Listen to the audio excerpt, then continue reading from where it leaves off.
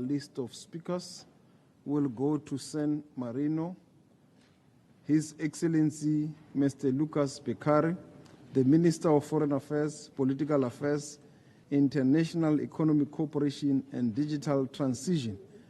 After him, it will be Lesotho. San Marino, you now have the floor. Thank you, Chair. Excellencies, distinguished colleague, I would like to thank South Africa for convening this second G20 Foreign Minister Meeting and for opening it to all UN member states following last year's initiative of Brazil. San Marino joined the statement previously made by Singapore on behalf of the Global Governance Group. I'm grateful for the team chosen for the second G20 meeting. It gives member states the opportunity to meaningfully contribute to the discussion today. Moreover, the 80th anniversary of the United Nations provides an opportunity for the world membership to reflect on the enduring significance and relevance of a rule-based multilateral system.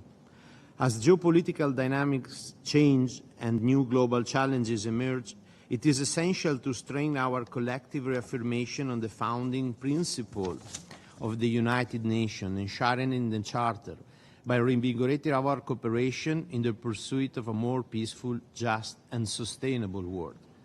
San Marino is concerned about the crises that are precluding progress towards sustainable development, particularly where terrorism, regional conflict and acts of aggression are unraveling years of achievement.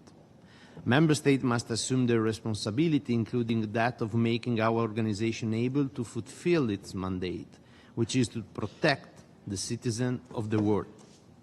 It is essential to find new ways of working together and to ensure that multilateral institutions will be able to address the rapid change taking place.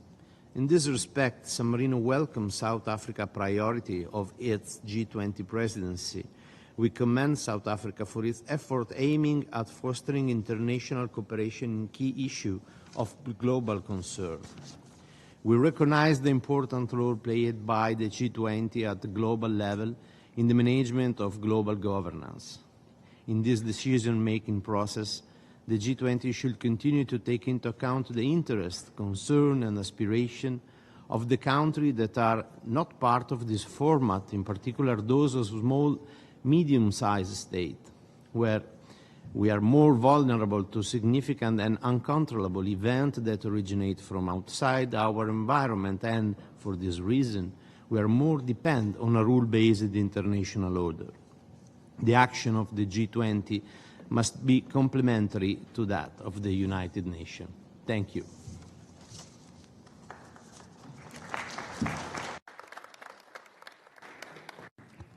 Thank you very much, San Marino. We will now proceed to Lesotho, which will be followed by Cuba.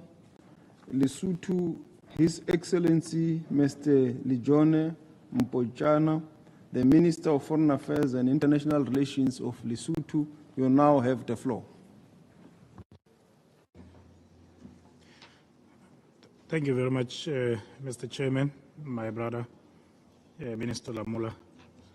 Allow me at the onset to congratulate the Presidency of South Africa for its leadership in convening this timely meeting and for choosing a theme that resonates profoundly with the challenges of our time. 8 years after its founding, the promise of the United Nations to save succeeding generations from the scourge of war and to promote better standards of life is under unprecedented strain. We meet at a moment of polycrisis, where escalating conflicts, geopolitical tension, and environmental degradation threatens to unravel the very fabric of international cooperation and reverse decades of hard-won developmental gains. Excellencies, as the United Nations marks its 80th anniversary, the Kingdom of Lesotho joins the global community in reaffirming our unwavering commitment to peace as the cornerstone of sustainable development. For small and developing nations like ours, peace is not merely the absence of conflict. It is the foundation upon which inclusive growth, resilient institutions, and human dignity are built. The nexus between peace and development have been a subject of discussion since the formation of the United Nations 80 years ago, and therefore there is no doubt about the efficacy of peace and development. But we need to rebuild the global peace architecture to clear for rapid and emerging security and peace threats where all regions of the world play a critical role and are not mere spectators and receptors of decisions by the few powerful ones. We believe that economic progress must be rooted in social cohesion and peace, democratic governance, and regional stability. The UN has been a vital partner in advancing these ideals, and we call for renewed efforts to strengthen its peace-building architecture, ensure equitable representation, and empower local communities to organically own the process and shape their own futures. It is therefore imperative that under the UN 8 initiative, proper measures are installed and streamlined without sacrificing peace interventions across the globe. UN system must be reshaped to feed and deliver effectively in the 21st century the good for humanity. As African countries, we appealed to the UN system to work to preserve peace and detect early threats to peace and stability. Lack of peace and stability in Africa has contributed to immense economic underdevelopment of the continent in the past 8 years. And this must be reversed. Africa must be given unequivocal support to fight terrorism and other emerging threats to peace. Peace will only be sustained if people that are affected are placed at the center of the process and included in peace initiatives. People-centered peace architecture is critical in the 21st century for development. In this regard, Lesotho also wishes to underscore that sustainable peace must be underpinned by sustainable development. Our country, endued with abundant water resources and high-altitude wind corridors, has the potential to become a net exporter of renewable energy to the Southern African power pool. Harnessing this potential will not only strengthen regional energy security, but also contribute to the global transition to clean energy. This clean energy potential also creates opportunities for Lesotho to host regional data centers powered sustainably by renewable and cooled naturally by our temperate highlands climate. Such facilities will not only make Africa's digital transformation, but also do so in a way that is environmentally responsible and cost-effective. When developing countries like ours call upon G20 members to support, it is not to be misconstrued as an appeal for charity. Rather, it is a call for requisite partnership, an investment in shared prosperity, resilience, and achievement of our collective development goals. Excellencies, geopolitical tension and wars across the globe continue to threaten global supply chains and economic development for Africa. We should all be seen to act decisively on ending conflicts and allow mutual development across the globe. As South Africa chairs the G20 program this year, we are indeed confident that the issues of peace and development will be accorded the necessary attention they deserve, and effective assistance from the G20 countries help resolve conflicts and build resilience. Let us celebrate this milestone with reflection and resolve to invest in peace, to uphold multilateralism, and to ensure that development leaves no one behind. I thank you, Chair.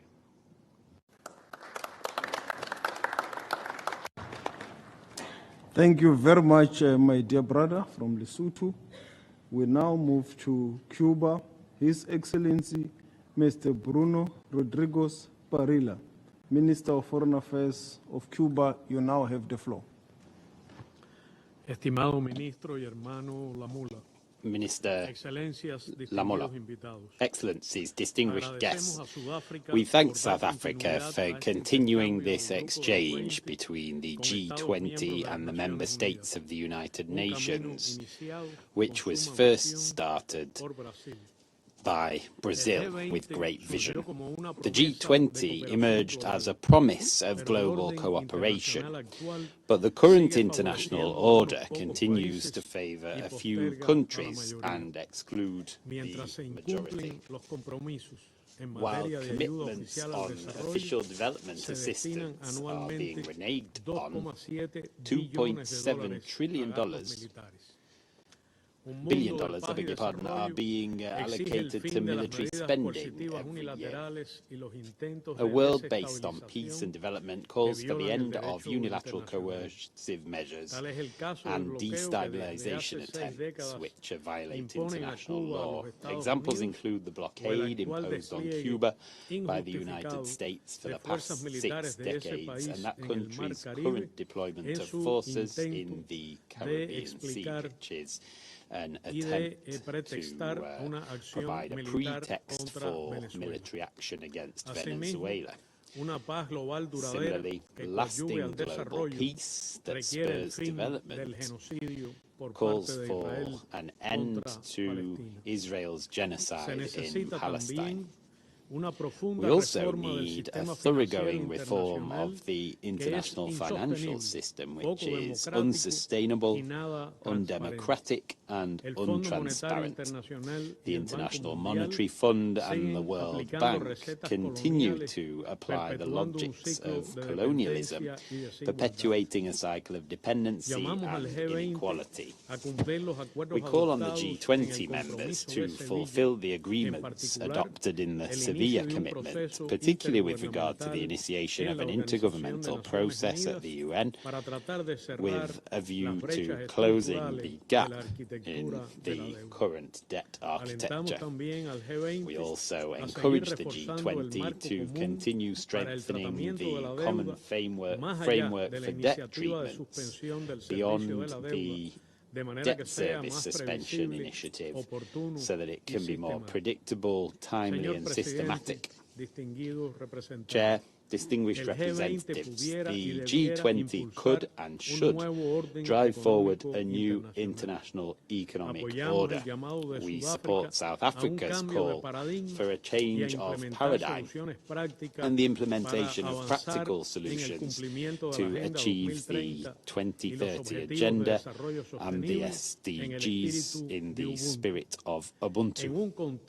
In such a complex global context and in one that's so uncertain and dangerous, every minute is an opportunity or a failure, so we should make the right choice. Thank you.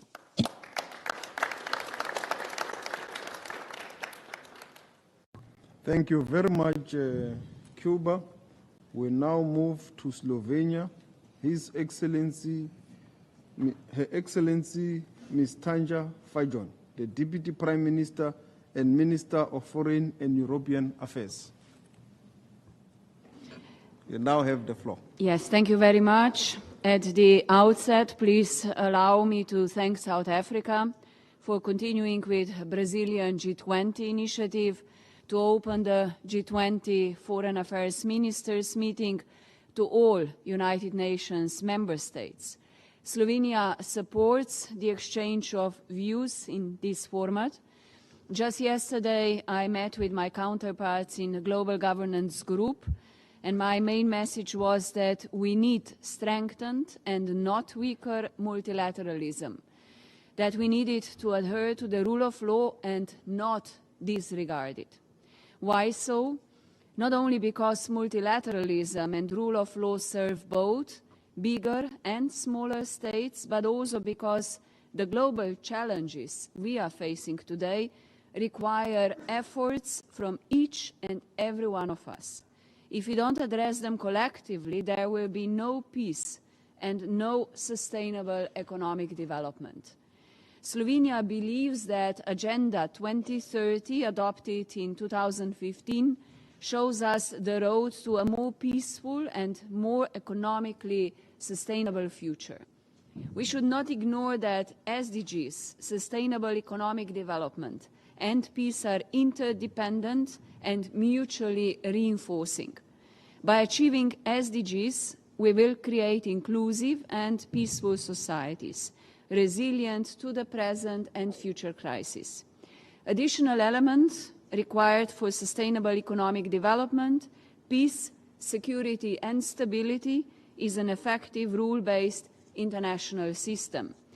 Regretfully, we are, colleagues, faced with flagrant violations of international law, including the UN Charter and its principles, such as the territorial integrity of states. We are witnessing a collective failure to protect civilians and prevent their starvation in today's urbanized, complex and long-standing armed conflicts around the world. And this cannot go on. We need strong political commitments and decisive action to advance the respect of the international law. We need reinvigorated and reformed multilateralism in order to address the realities of the 21st century and to prepare for the challenges of tomorrow. And as stated earlier, we need more dialogue and more trust among ourselves. In today's interdependent world, multilateralism is not a choice, but a necessity. And Slovenia sees today's G20 meeting with wider UN membership as an important step in strengthening dialogue and building trust. G20, as the group of biggest world economies, represents a unique platform to reinvigorate multilateralism by bridging the divisions, promoting inclusivity, and restoring trust. It has the capacity to importantly enrich the global dialogue, aiming at the reformed and effective multilateralism with the UN in its center. Slovenia is strongly committed to the UN-based multilateralism where global peace, security, development and solidarity, protection of human rights and human dignity are firmly grounded on rules-based order and effective multilateralism. It stands ready to be a constructive partner and contribute its share of responsibility. Thank you.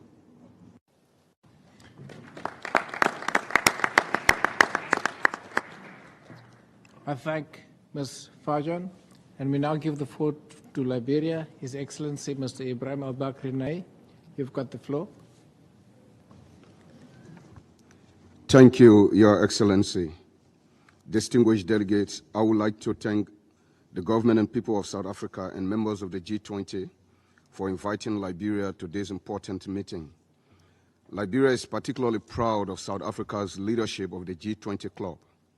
South Africa has continuously used its G20 presidency to foreground issues of critical concern to developing countries, especially its focus on strengthening disaster resilience and promoting debt sustainability. No doubt, these are the issues stalling progress on human development in our world today. And unless we hold together and strengthen our multilateral system for a collective response and ensure a fairer system for development finance, we risk failing on the targets of the Sustainable Development Goals. 80 years ago, the United Nations was established on the belief that peace, security, and human dignity are the foundation of human progress. Today, those values are under strain, from geopolitical rivalries and economic instability to climate change and rising inequality. We face interconnected challenges that no nation can solve alone. Multilateralism, therefore, is not a luxury. It is an imperative if we must fulfill the objectives for which the United Nations was established. This 80th session of the United Nations General Assembly presents an opportunity for deeper reflection on these issues, especially on the need to hold together this cherished multilateral system. But we must ask ourselves some questions. Is the world more peaceful than it was in 1945? Have we reduced the percentage of people facing acute poverty? Do we have stronger institutions to advance the cause for a fairer and just world? These are questions for all of us, but more so the G20 club, which comprises the most industrialized, developed, and powerful nations of the world. Liberia knows the true cause of conflict and the transformative power of peace. Our national experience has taught us that sustainable development and lasting peace are inseparable. This is why the theme of this meeting, reaffirming peace as a path to sustainable development, resonates deeply with us. It is a call to action not only to preserve peace, but to actively build it by addressing poverty, exclusion, and the challenges imposed by weak institutions. As we celebrate the 80th anniversary of the United Nations this year, we must also confront the reality that our global systems, especially the international financial architecture, are no longer fit for purpose. Developing nations, particularly in Africa, continue to face the barriers due to rising debt and limited fiscal space. Reform is therefore essential. The G20, representing the lion's share of global GDP, holds the unique power and responsibility to lead this transformation. We therefore call on the G20 countries to ensure increased access to concessional financing, debt relief aligned with development goals, investment in climate resilience, and stronger support for African-led peace-building initiatives. The G20 must deepen its partnership with the United Nations, not just to advance the Sustainable Development Goals, but also to strengthen the entire multilateral framework that underpins global stability. Liberia remains committed to the vision of the United Nations and the promise of the 2030 Agenda for Sustainable Development. Our gains in peace and democracy are real, but remain fragile without continued international solidarity. The Pact for the Future must become more than a document. It must become our shared commitment to a fairer, safer, and more sustainable world. Let this anniversary of the United Nations and this gathering of the G20 be a moment of reflection. It must also be a moment for renewal, for peace, for justice, and for multilateral cooperation. Liberia stands ready to work with all nations to build the future we want, and once again, we congratulate South Africa for its courageous and visionary leadership. I thank you, Your Excellency.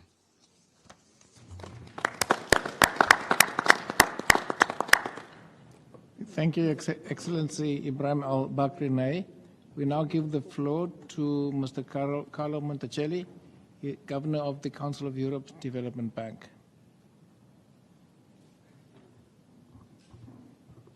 Thank you. Excellencies, distinguished delegates, ladies and gentlemen, it is an honor to address you today as the 2025 chair of the heads of Multilateral Development Banks Group. This is a forum where the leaders of the major MDBs come together to exchange knowledge and coordinate joint action to tackle shared challenges. MDBs are long-standing partners of their member countries to achieve sustainable economic development. Thanks to the momentum built by successive G20 presidency and to the roadmap towards better, bigger, and more effective MDBs, which was endorsed last year by the G20 leaders, we, the MDBs, have worked individually and collectively to pursue reforms that better serve our members. Recently, we issued the inaugural Roadmap Implementation Report, illustrating our results so far, but most importantly, underscoring our commitment to continued efforts. I would like to highlight a few areas of progress. First, we have expanded our lending capacity by using our capital more efficiently.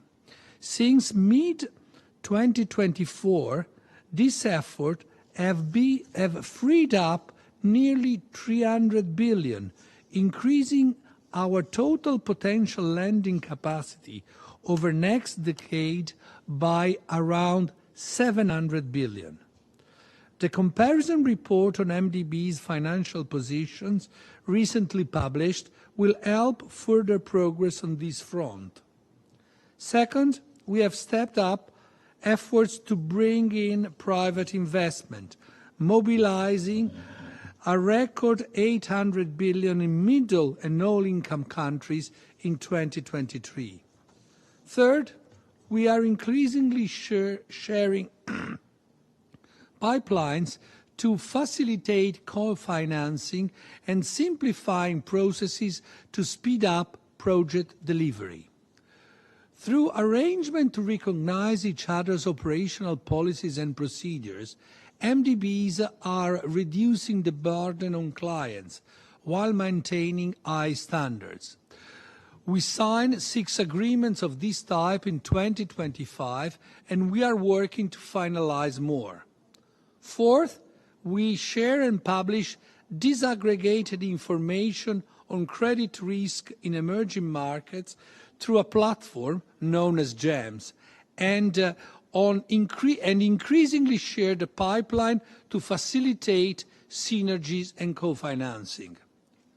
Looking ahead, MDBs will stay focused on the reform agenda, working in close partnership with each other and the G20 and their shareholders. Maintaining this momentum is our best contribution to building a sustainable, inclusive and resilient global economy. Thank you.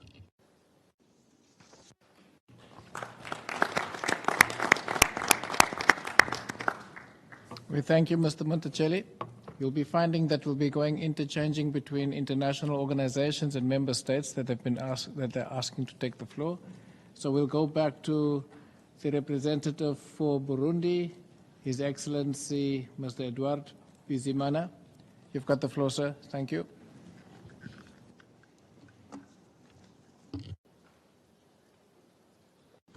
Mr. Chair,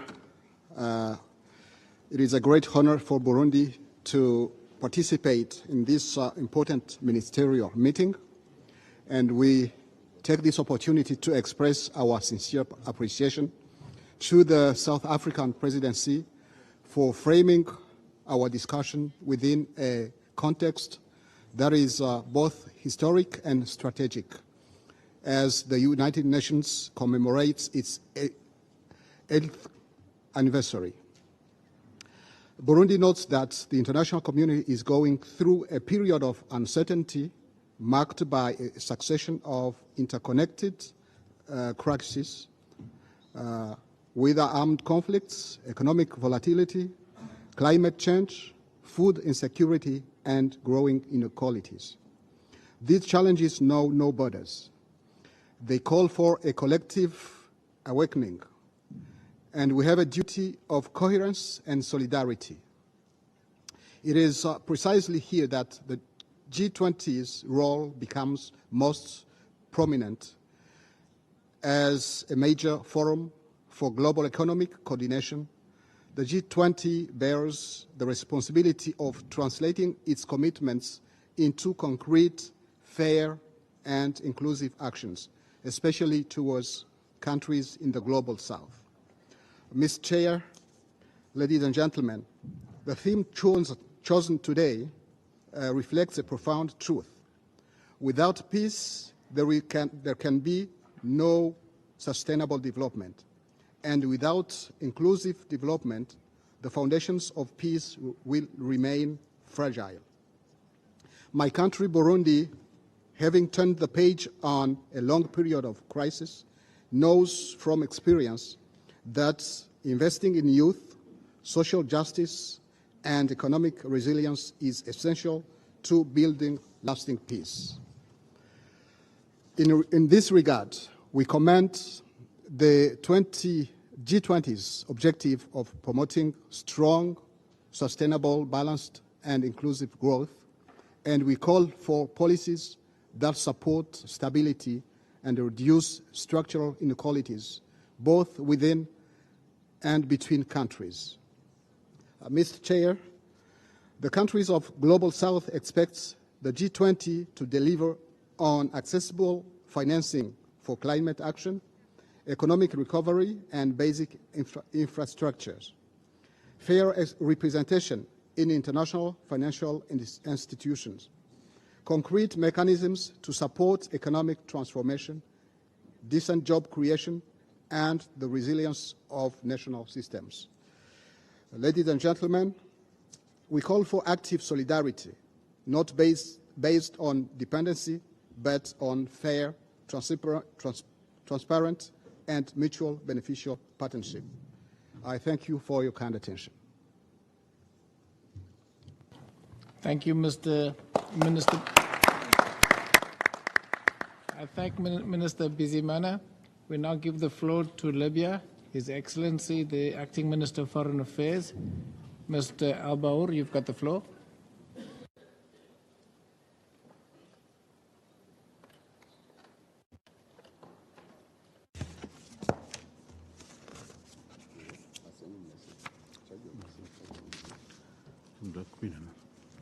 مساء الخير جميعا. Good afternoon, everyone. Excellencies, ladies and gentlemen, esteemed attendees, at the outset, it is my pleasure to extend my thanks to Mr. Ronald, the Minister of International Relations of South Africa, and we thank South Africa for its presidency of the G20, and we thank all member states for their efforts to prepare for this important meeting, which comes at a time where our countries and peoples are facing unprecedented challenges that require further coordination and solidarity and social work. Libya today represents the voice of a people eager for stability and development after many years of crises that have affected the state institutions and the lives of people and our regional sphere also.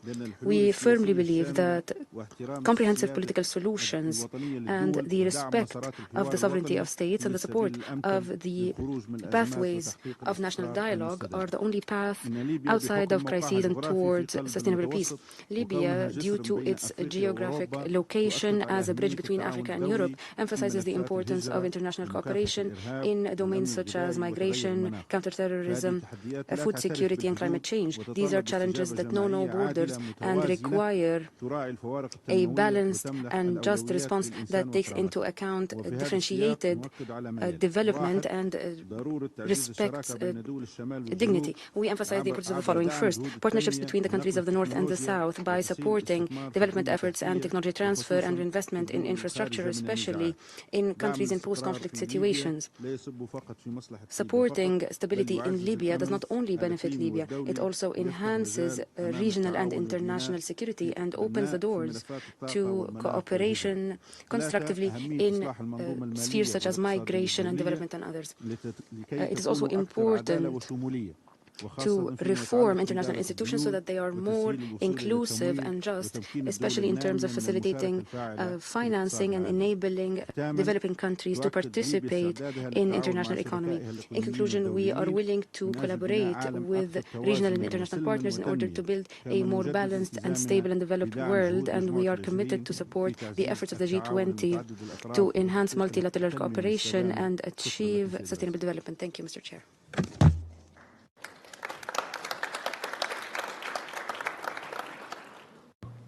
Thank you very much, Libya. We now move to Ukraine. His Excellency, Mr. Andriy Sybiha, the Minister of Foreign Affairs of Ukraine, you now have the floor. Esteemed Chairperson, colleagues, it's an honor to be with you today. This meeting is taking place against the backdrop of a global crisis, a crisis of security, international law, and justice. If we don't resolve this crisis now, it will only get worse. Everyone in this room will face its consequences, because if we allow international law, security, and justice to be destroyed in Ukraine, no one will be safe anywhere in the world. Now we see Russia escalating this war by involving Iran and North Korea, and in exchange providing support to these regimes. This threatens stability in the Middle East and Asia. Russian mercenaries in Africa and are plundering natural resources, luring people into war and bringing destabilization and chaos. Worst of all, regimes around the world are watching Russia's actions. If Moscow can get away with it, so can others. They can violate international law. They can seize foreign land by force and not face a strong global response. This scenario may seem appealing to all potential aggressors in other parts of the world. Smaller and less protected countries are especially at risk. For us, international law is not an abstract concept. It's a set of rules meant to protect all of us, especially those who need protection. It is in our shared interest to defend these common norms and rules, and Ukraine's resilience cannot be an excuse for this war to continue forever. We know what the path to a just peace looks like, one that respects the UN Charter. We seek to end this war this year. Ukraine is ready for ceasefire, dialogue, and concrete steps toward peace. President Volodymyr Zelensky is ready to meet with Putin. Such a meeting would allow for specific solution to be found. Unfortunately, Russia is not showing any signs of readiness for a ceasefire, real negotiations or peace. Putin continues to avoid a meeting with President Zelensky. Instead, he is doing everything he can to prolong the war, intensifying terror against Ukrainians and dragging other countries into the war. If we all take a principled position of rejecting aggression and war, Moscow will certainly hear the voice of the global community. We are not asking you to choose a side between Ukraine and Russia. We are asking you to choose the side of the UN Charter. Your position is critically important for achieving peace and has a special influence on Russia. Dear colleagues, we are working to strengthen sanctions to cut off Russia's war funding. It is crucial that no one in the world helps Moscow bypass these restrictions. We are seeing evidence of this and will respond strongly along with our partners. Only joint pressure will force Russia into dialogue and diplomacy. We are grateful to the South African G20 Presidency for their support of peace efforts. I thank my colleague Ronald Lamola for his principled stance. And thank you all the countries that sincerely support a just peace, the UN Charter and the territorial integrity of Ukraine, even when the support is quiet and not public. We see and appreciate your principled stand. We hope that the issue of a just peace will remain a focus during future G20 events, and we will be very glad to see President Zelensky and Ukraine attending them. Thank you for your attention.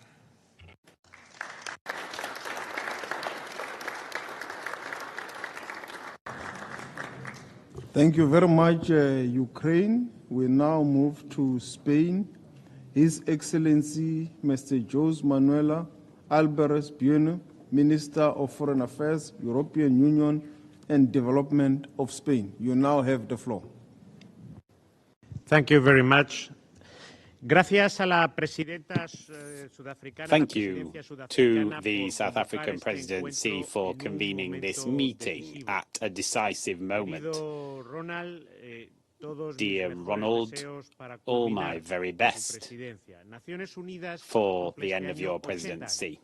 This year, the UN turns 80, and in all fora, the UN and the G20, we need to step up. We feel that we are more effective if we work as a G20 in full synergy with the United Nations, and that's why we would like to reiterate the principles on which the UN Charter is based. These are universal, they remain valid, and we need to reaffirm that multilateralism is the only way by which to respond to global crises, crises that no country alone can resolve. The G20 has economic legitimacy and capacity for mobilization, and we know that the UN has many advantages too, and we think that they should work together. The motto of this year's South African presidency advocates for solidarity, equality, sustainability.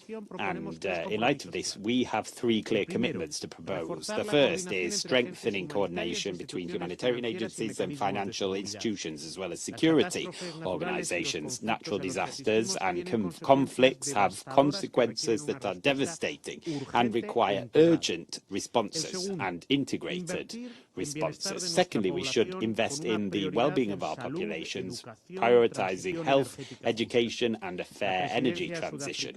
The South African presidency has already held meetings focused on those issues, and we need to consolidate that progress. Thirdly, we need to bring coherence to our economic foreign policies so that they're firmly based on universal principles that are enshrined in the UN Charter. There cannot be double standards. What we defend for Ukraine, rightly, should also be defended in the case of Gaza, and it's fair to do so there too. Allow me also to emphasize the role of Spain in the 4th International Conference on Financing for Development in Seville. There we showed that principles can be turned into tangible commitments. The Sevilla commitment strengthens cooperation between the UN and international finance its institutions. And that's an example of how we can build bridges between solidarity and effectiveness. Spain is ready to continue driving consensus.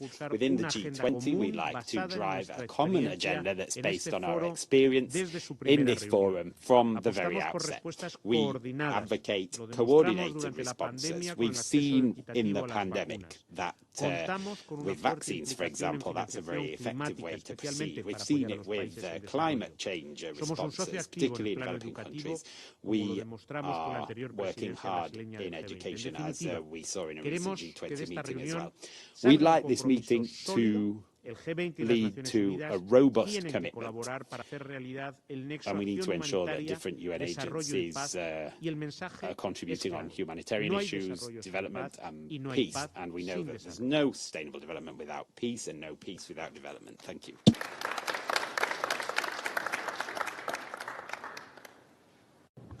Thank you very much, Spain. We now move to UNCTAD, Ms. Rebecca Greenspan, the Secretary General of UNCTAD. You now have the floor. Thank you, Excellency Foreign Minister Ronald Lamola. Excellencies, South Africa sits at the southern tip of a continent that the world often sees as its last frontier. But frontiers are where the future is written. And today, as the first African nation to lead the G20, South Africa is writing new rules, showing that those who have not been in global decision-making before often see most clearly what needs to change for the common good. Your presidency has brought urgent realities to the G20 table. When African countries pay 4 times the interest that countries that have twice the level of debt, you've pushed for fairer risk assessment and credit ratings. When a continent holding a third of critical minerals exports them raw, only to import them processed, you've championed value addition and industrial transformation.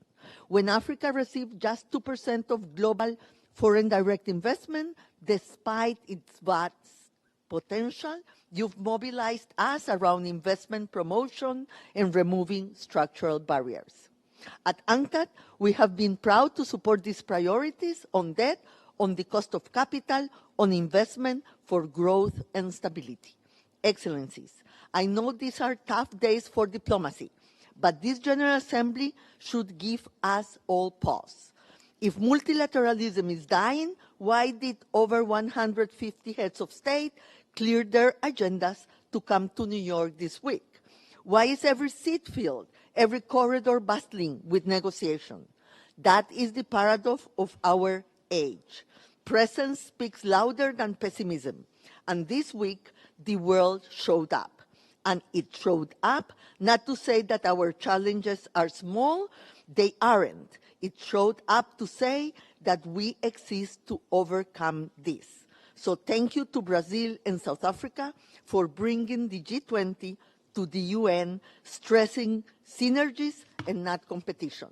We must carry forth this hope and this message to Johannesburg, a chance to prove that dialogue can prevail over discord, that multipolarity is about expanding the center, not replacing it, that the G20 shows more voices strengthen rather than weakens our common future.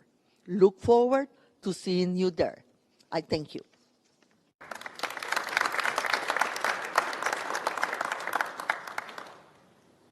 Thank you very much, UNCTAD. We now go to the OECD. Mr. Andreas Skal, the Sherpa of the OECD to the G20 and Director of Global Relations and Cooperation. You now have the floor.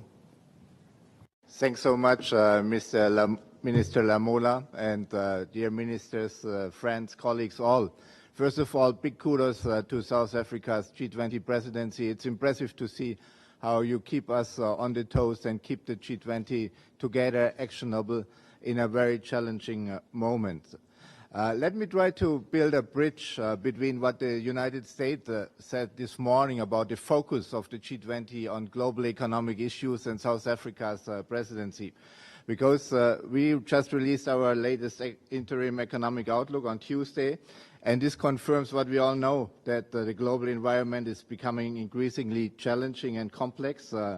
The global economy has remained resilient, but downside risks loom large, calling for stronger multilateral cooperation. That's what you stand for in the G20, on trade, on vigilant monetary policy, fiscal discipline, ambitious structural reforms.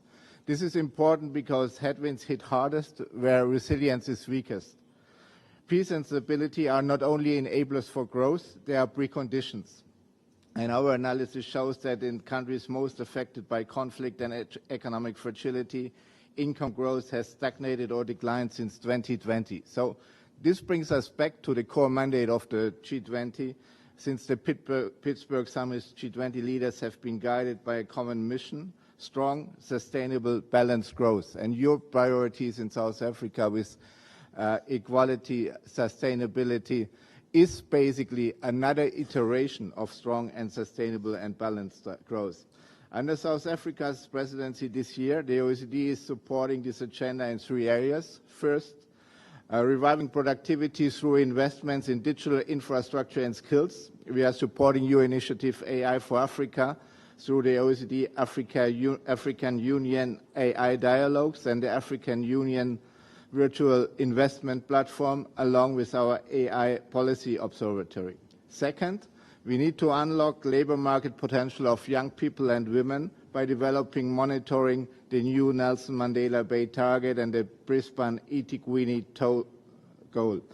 Third, we are supporting you by building more resilient and responsible supply chains, especially for critical minerals, which is important for all of us. Our tools and standards on responsible business conduct and illicit trade are at your disposal here.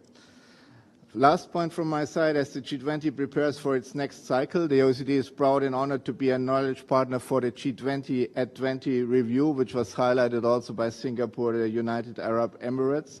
This is a member-led reflection that will help make the G20 an even more focused, even more impactful force for stability and growth, and hopefully also build a bridge to what the United States wants to achieve next year.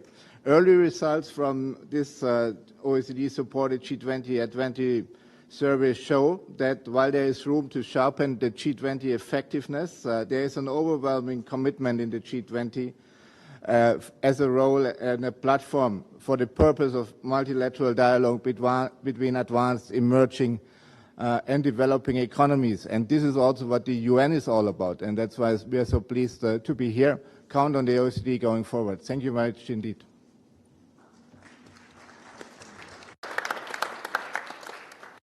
Thank you very much to the OECD. We now move to the member states who have joined the room. Zimbabwe, His Excellency Professor Amon Muwira, the Minister of Foreign Affairs and International Trade of Zimbabwe. You now have the floor. Thank you, Chair.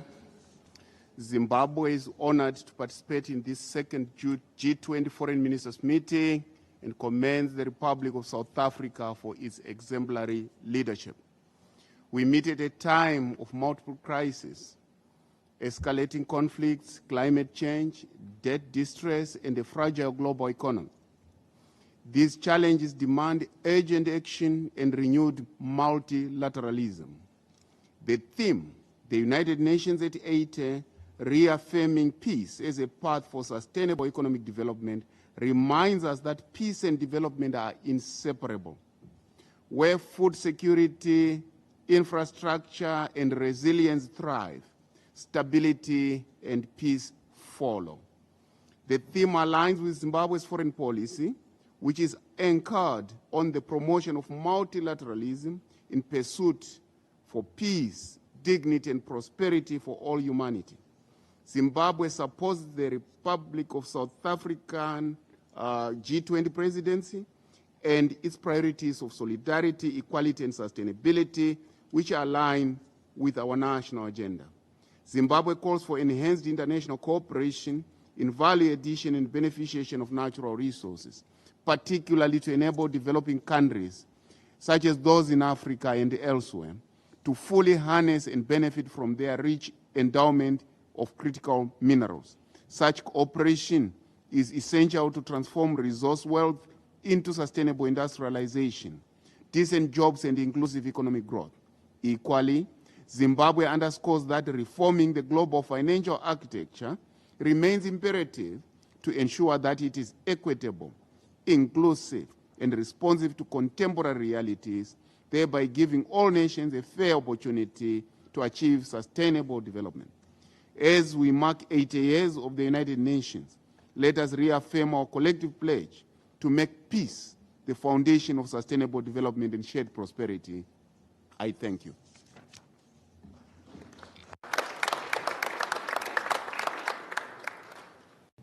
Thank you very much, Zimbabwe. We now move to Qatar. His Excellency, Mr. Sultan bin Said bin Sultan Al Muraiki, the Minister of State for Foreign Affairs of Qatar. You now have the floor. Thank you very much, Mr. Chairman. Excellencies, ladies and gentlemen, at the outset, I'd like to express my pleasure at taking part in this very important meeting.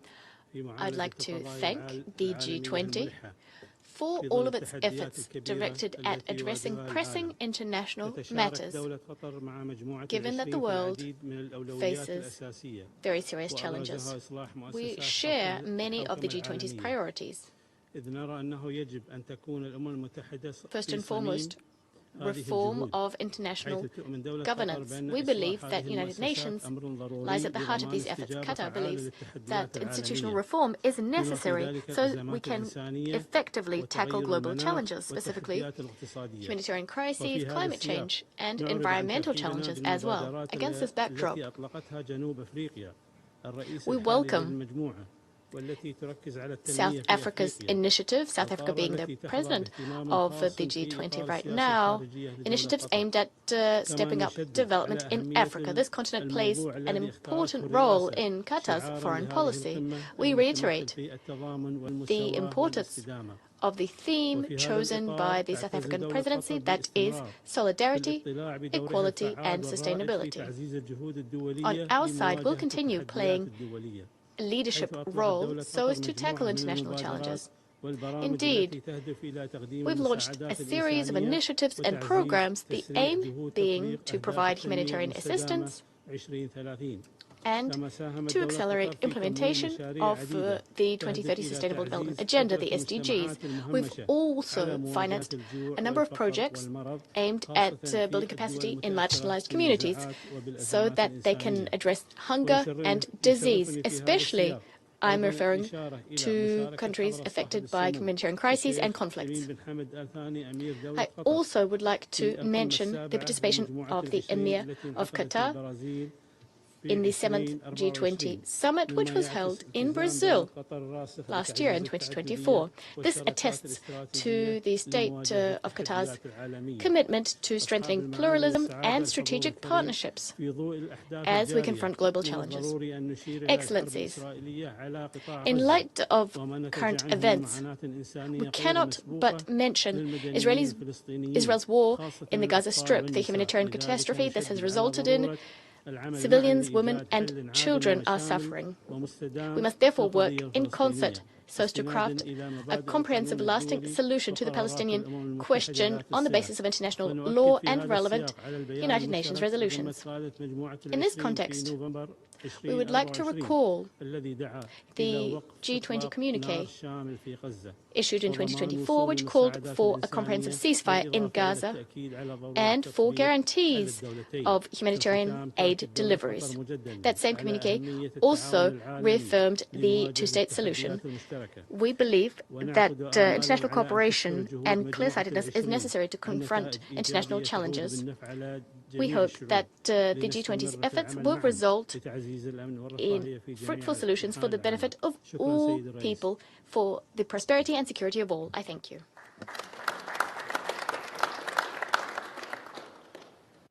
Thank you very much, Qatar. We now move to Peru. His Excellency, Mr. Elmer Sheila Salcedo, the Minister of Foreign Affairs of Peru. You now have the floor. Thank you very much, Mr. Chair. Excellencies, today the G20 has a major role to play in leading the multilateral system to provide concrete outcomes for our people. Peru commends the South African leadership for driving our discussion on the most pressing concerns of our time.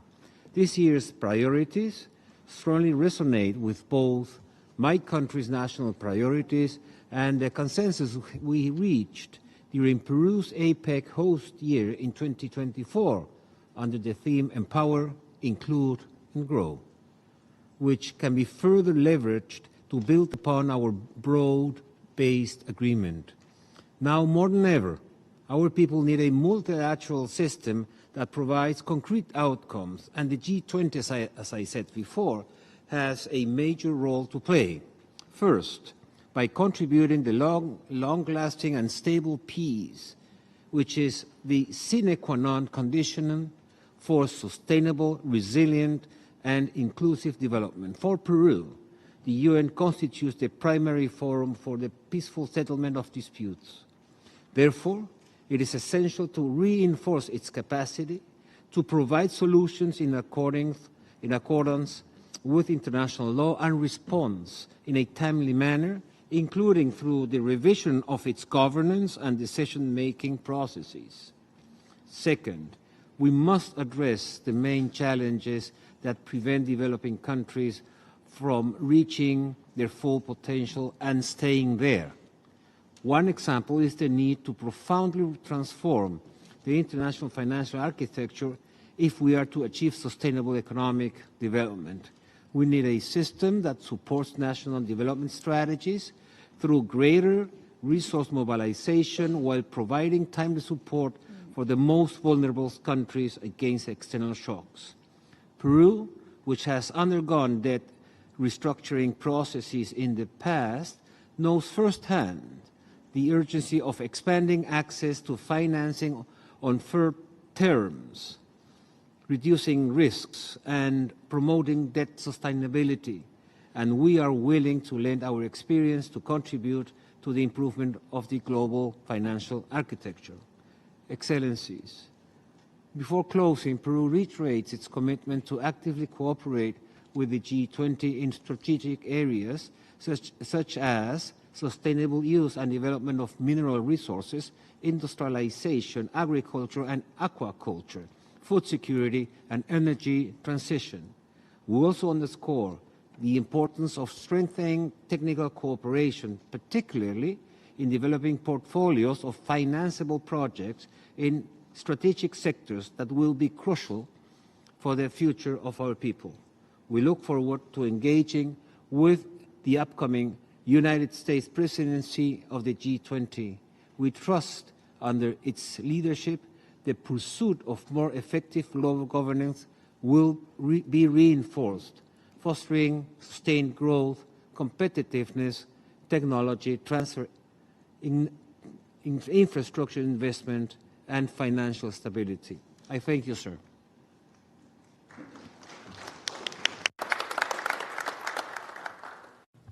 Thank you very much, Peru. We now go to Uganda.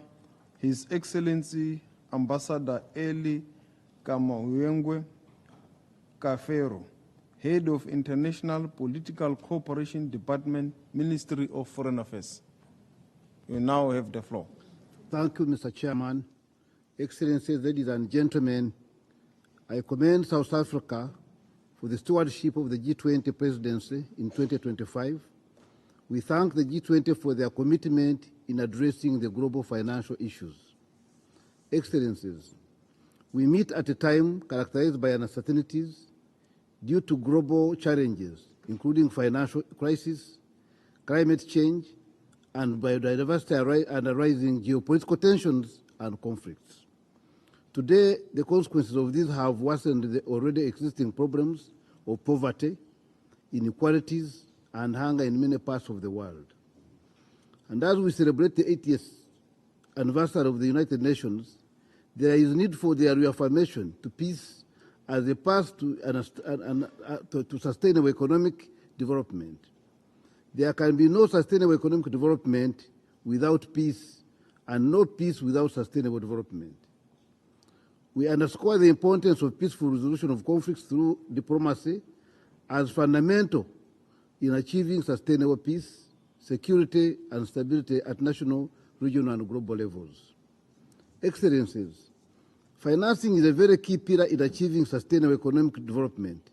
We firmly believe that the G20 is crucial in taking concrete actions on financial matters, including reform of the international financial architecture, debt sustainability, scaling up climate change, strengthening international tax cooperation, and fight against illicit financial flows. Therefore, Uganda calls on the G20 to urgently take actions to fully implement the commitments contained therein in the Sevilla Commitment, 2015 Addis Ababa Action Agenda, 28 Doha Declaration, and the 2002 Monterrey Consensus, so as to support developing countries have the required fiscal and process space to accelerate their efforts towards the realization of the sustainable development in a balanced manner, while ensuring that no person or country is left behind. Excellencies, ladies and gentlemen, finally, Uganda looks forward for the support of the G20 members in the implementation of our national strategy, which is agro-industrialization, tourism development, mineral-based industrialization, and science and technology and innovation. In this case, Uganda wants to be able to transform the 10 for growth strategy to expand the economy from 50 billion to 500 billion by the year 2020 by focusing on those 4 areas that I have mentioned. I thank you very much.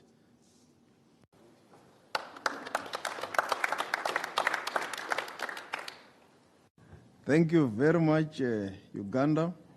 We now move to the Philippines.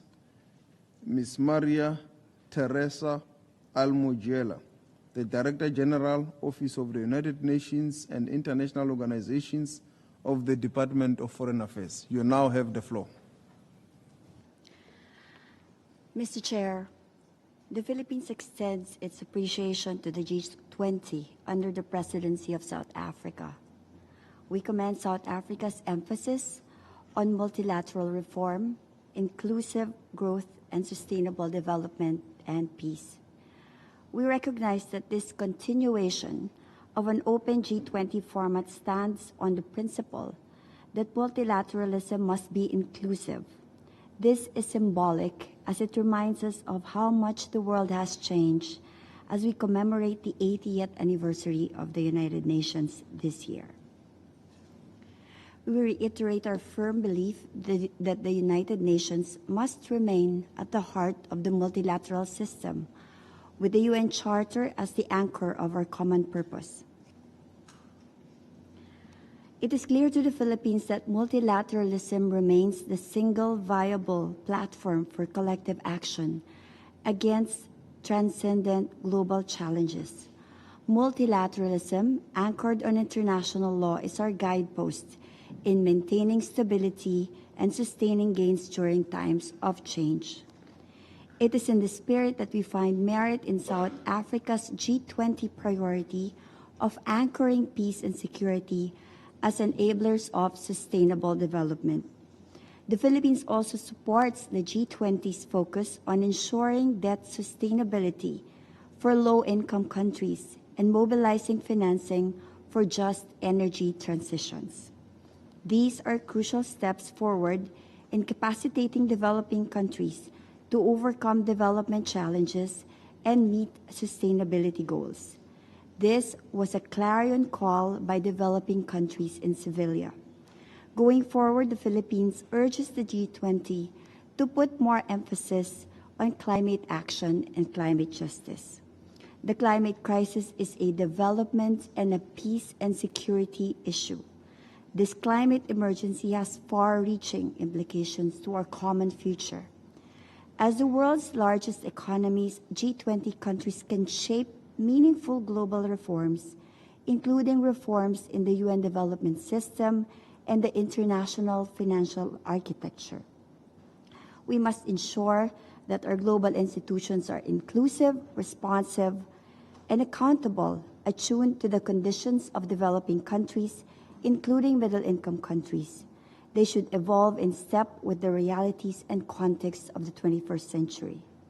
We thank South Africa for this important dialogue to facilitate greater synergy between the G20 and the United Nations through improved coherence and complementarity and solidarity on issues of justice and a common future. Thank you very much, Mr. Chair.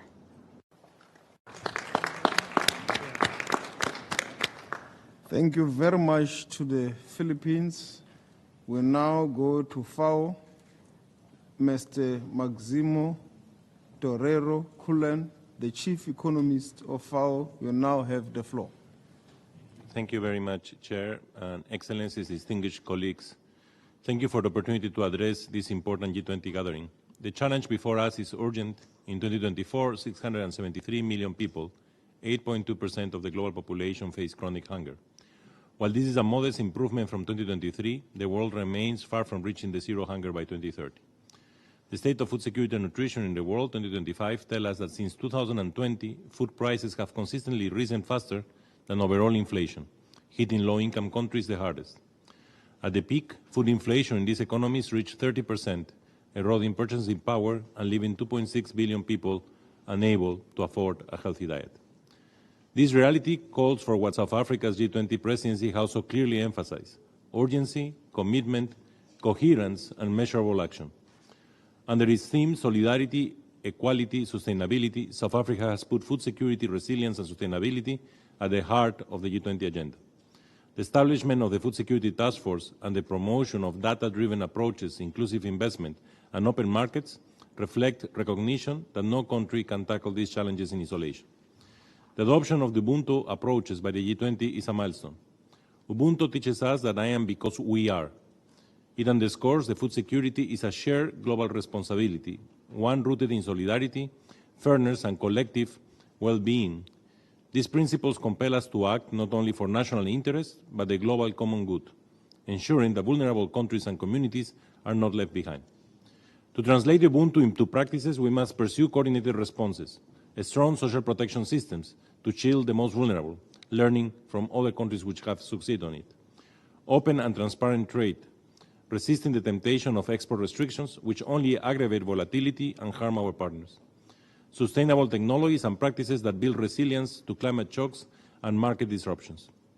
Here, FAO is proud to support the framing of integrated multisectoral approaches, linking agricultural, trade, protection, and climate action, social protection and climate action. Just as South Africa has called for its 4 key areas of the G20 leadership: innovation and digitalization, investment, data and market functioning, and coherent policies. Data and transparency remain central to this effort. The Agricultural Market Information System, the AMIS, thanks to your support, has become a cornerstone of global market monitoring, reducing uncertainty and guiding collective action. FAO is now building on this with our new Situation Room of a state-of-the-art facility that provides real-time science-based early warning systems for 12 risks.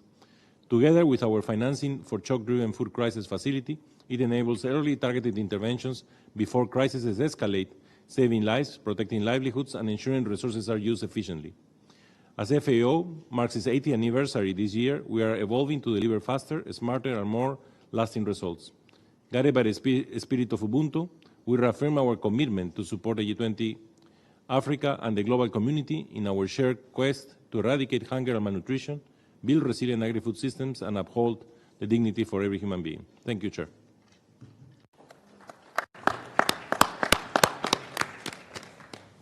Thank you very much, FAO. We now move to Antigua, Barbuda.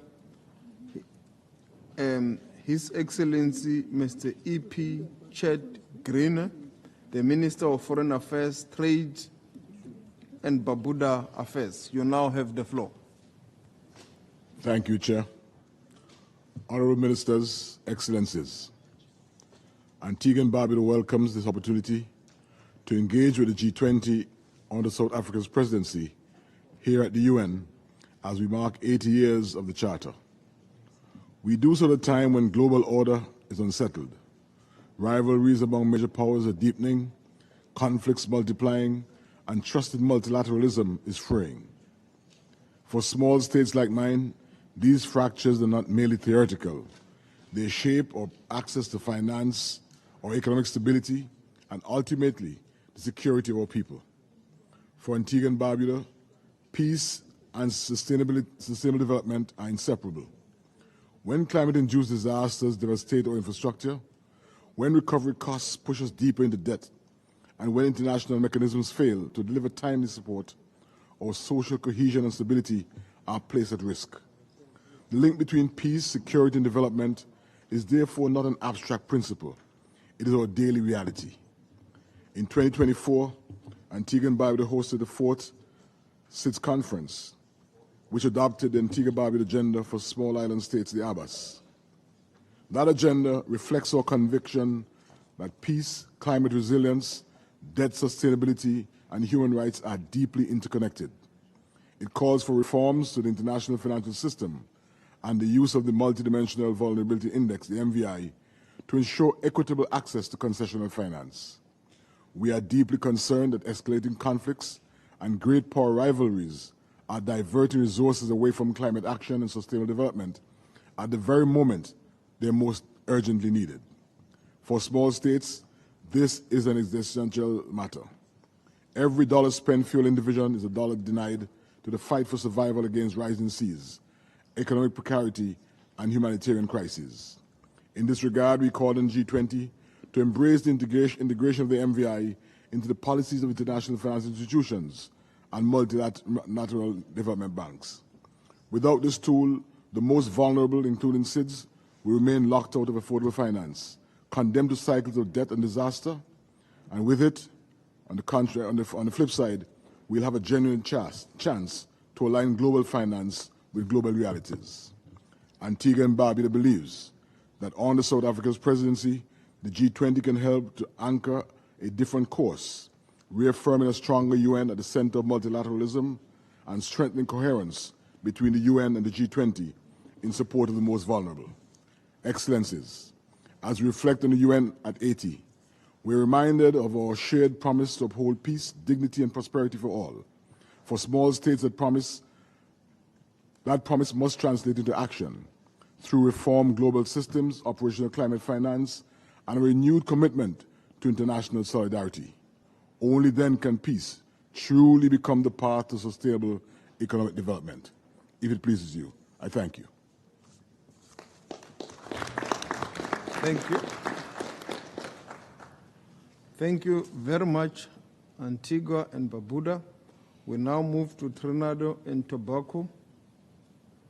Mr. Randall Karim, Permanent Secretary and Head of Foreign Services, Minister of Foreign Affairs and CARICOM. You now have the floor.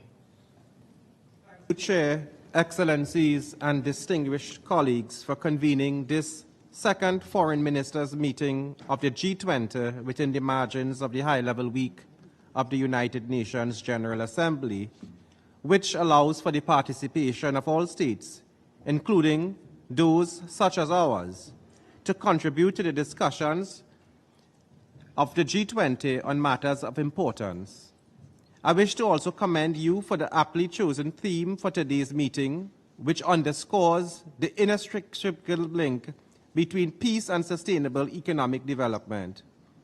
It is Trinidad and Tobago's hope that these discussions will indeed strengthen mutual understanding and cooperation in matters of global economic governance between the membership of the United Nations and the G20. As we all continue to emphasize, the United Nations was created 80 years ago to save succeeding generations from the scourge of war. However, the progression of armed conflicts and geopolitical tensions continue to threaten economic growth and sustainable development, and at the same time, the global community is continuing to grapple with the myriad of challenges rising from food prices, including higher debt burdens, climatic vulnerabilities, along with energy insecurities. We remain deeply troubled by the fact that resources which ought to be used for initiatives geared towards sustainable economic development continue to be diverted. We wish to underscore the importance of addressing the root causes of rising threats to global peace and the critical role of the G20 as the premier forum for international economic cooperation. Trinidad and Tobago shares the view that investing in positive peace will create societies where businesses thrive, human rights are protected, and sustainable development becomes a reality. We firmly believe that working collaboratively within the G20 can only reap positive benefits, as it is our collective responsibility as a global community to ensure that the economic and other developmental challenges are not magnified by rising tensions and armed conflict. I thank you.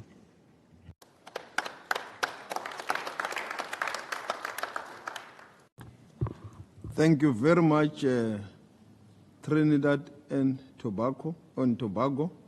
We now move to Sweden. Mr. Mikael Lindvall, Director General for Global Affairs of Ministry of Foreign Affairs.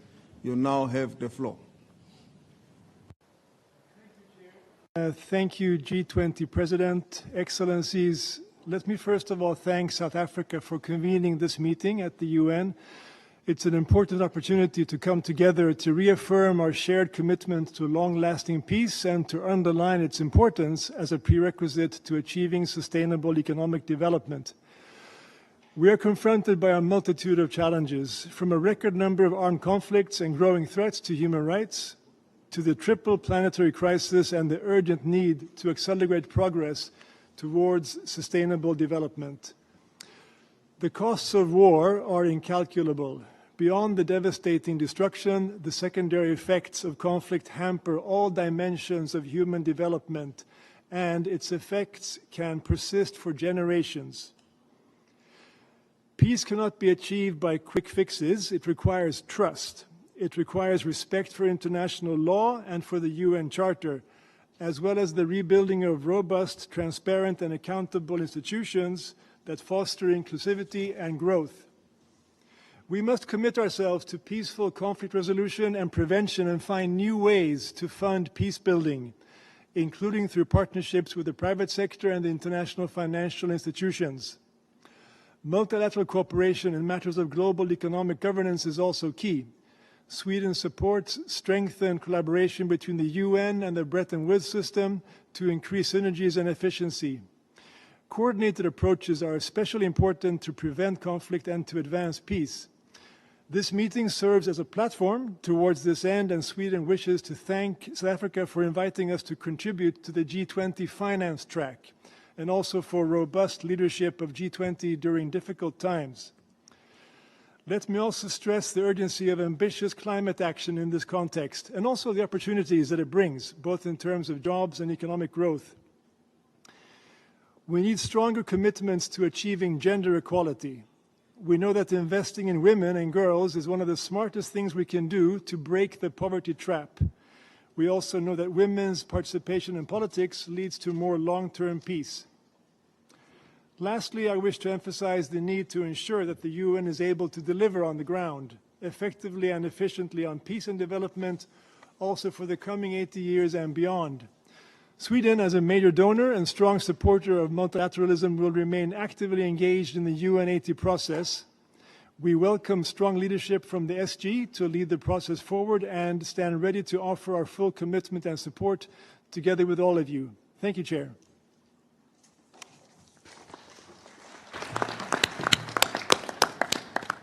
Thank you very much, Sweden. We now go to Armenia. His Excellency, Mr.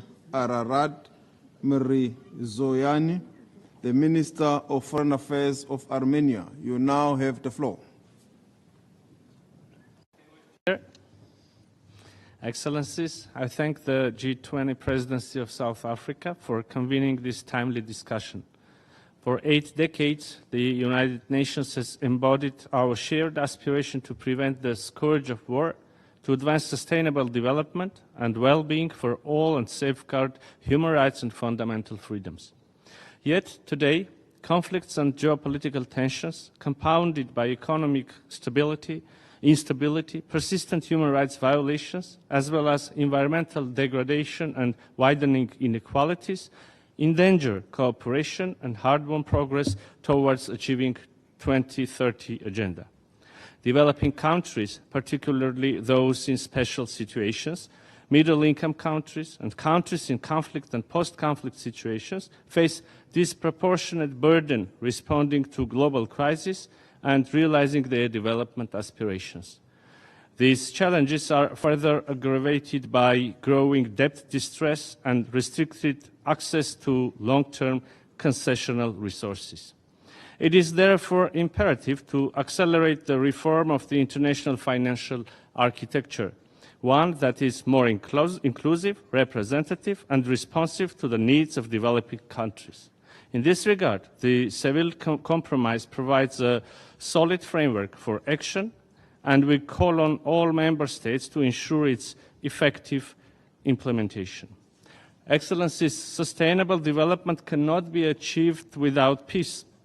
In my speech last year, in this same room, I stressed Armenia's unwavering commitment to promoting peace in our region.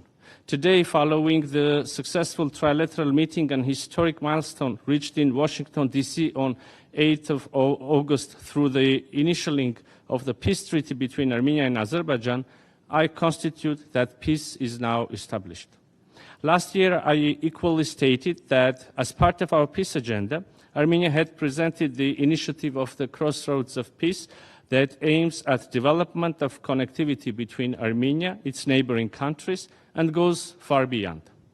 This year, following the signing of the joint declaration between Armenia and Azerbaijan, witnessed by the United States, we agreed upon the fundamental principles of the sovereignty, territorial integrity, inviolability of borders, and jurisdiction of the states, and now are working on technical solutions to be operated under those principles.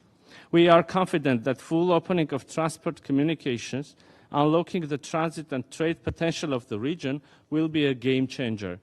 Implementation of the Crossroads of Peace initiative, together with its integral TRIP connectivity project, will generate new opportunities for economic growth, dialogue, and people-to-people contacts, thus contributing to wider stability and prosperity.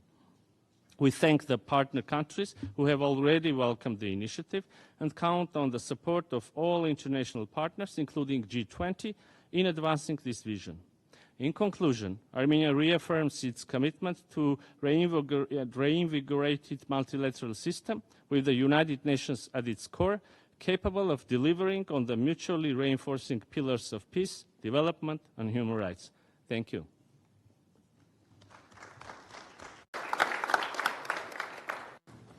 I thank the Foreign Minister of Armenia. I now ask the Secretary General of the ITU, Ms. Bogdan Martin, to take the floor. Excellencies, ladies and gentlemen, good afternoon. At our last meeting in Johannesburg, much of the discussion was focused on aspirations for a better digital future. A future with solidarity, equality, and sustainability at the core. Today, let me share 3 examples of how ITU is helping to transform these aspirations into reality as a G20 knowledge partner. First, in the Digital Economy Working Group, where we advanced infrastructure investment, promoted digital inclusion, supported digital public infrastructure, spotlighted innovation ecosystems, and shared our standards and capacity building expertise, including with the AI task force to support trusted and inclusive AI. Second, in the Disaster Risk Reduction Working Group to ensure early warnings reach everyone, everywhere. And third, at the Space Economy Leaders Meeting so that everyone can benefit from our shared space environment. These aspirations have also resonated throughout this high-level week through our Digital at UNGA program, where our UN family and partners are demonstrating how digital advances peace, resilience, and development. Today, the President of the General Assembly launched the Global Dialogue on AI Governance, and ITU looks forward to supporting the Secretary General and to welcoming all of you at the inaugural dialogue at our AI for Good Global Summit next year in Geneva. Excellencies, these efforts support our collective ambition to make digital work for everyone, everywhere. I look forward to advancing this work with you at the Ministerial Digital Economy next week in Cape Town, and I thank you very much for having included ITU in this discussion. Thank you very much.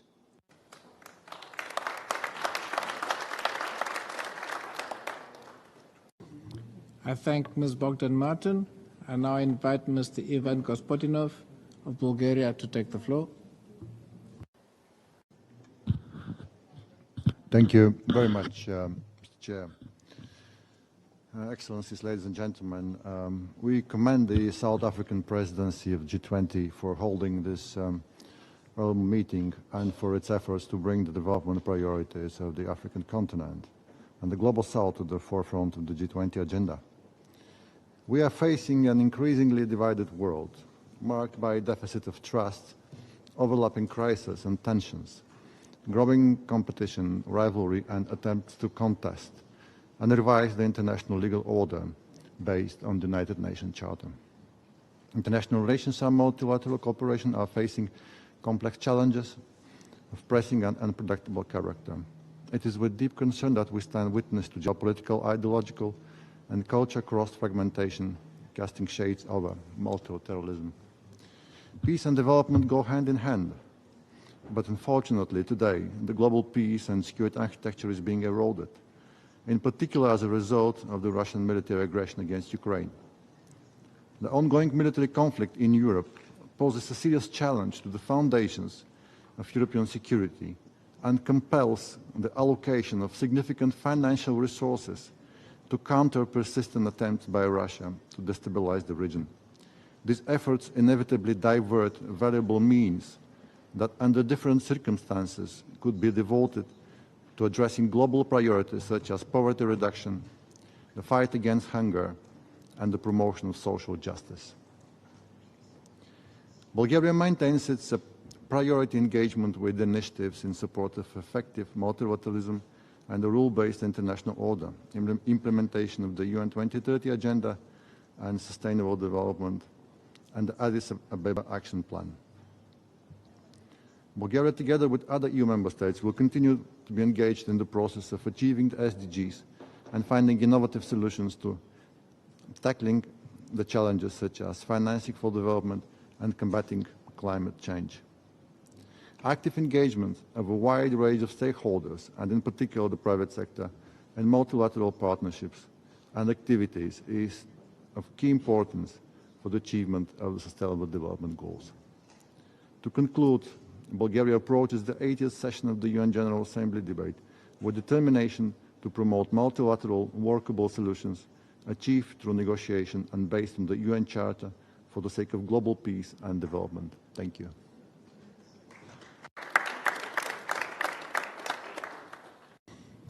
I thank Mr. Gospodinov.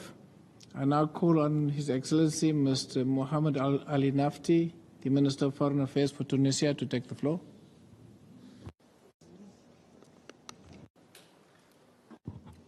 In the name of God, most compassionate, most merciful, Sayyid. Ladies and gentlemen, Excellencies, I'm pleased to express on behalf of the Republic of Tunisia our deepest gratitude to the Republic of South Africa for its effective leadership of the G20 and for its efforts to strengthen multilateral cooperation and address the growing challenges facing our world today. Mr. Chair, our meeting is taking place at a critical moment in an internationally marked by multiple and interrelated crises, whether economic, social, climatic, or security-related.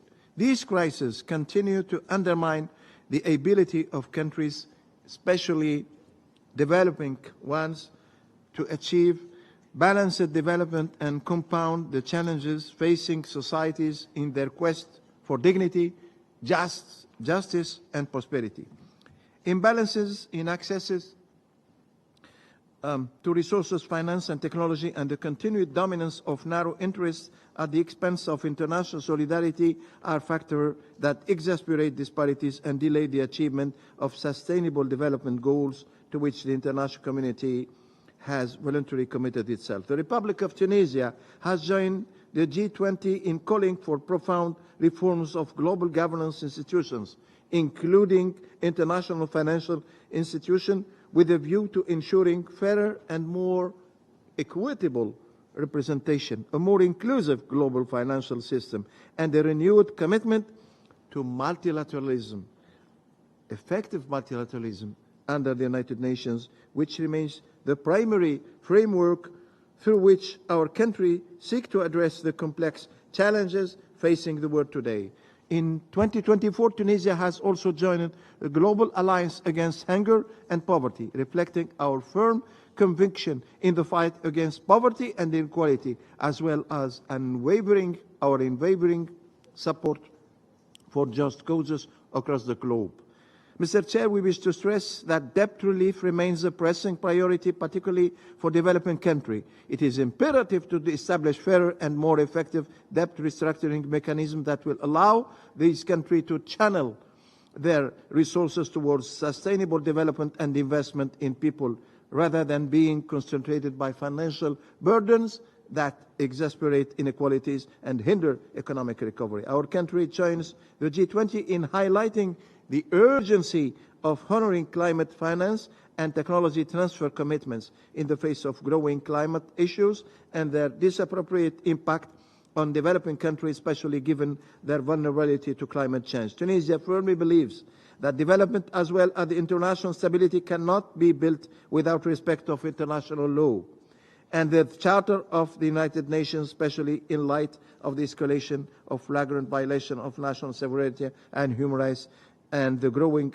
transnational threats. It is in this regard we renew our commitment to continue working with our partner in order to achieve development, peace and dignity for all peoples of the world and to ensure that no one is left behind. Thank you very much.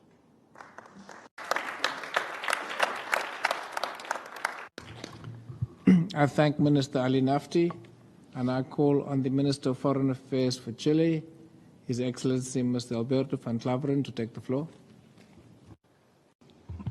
Thank you very much, Chair. Señor Presidente, distinguidas delegaciones. Chair, distinguished delegations, for Chile it is an honor to participate in this ministerial meeting of the G20 as we commemorate 80 years of the United Nations.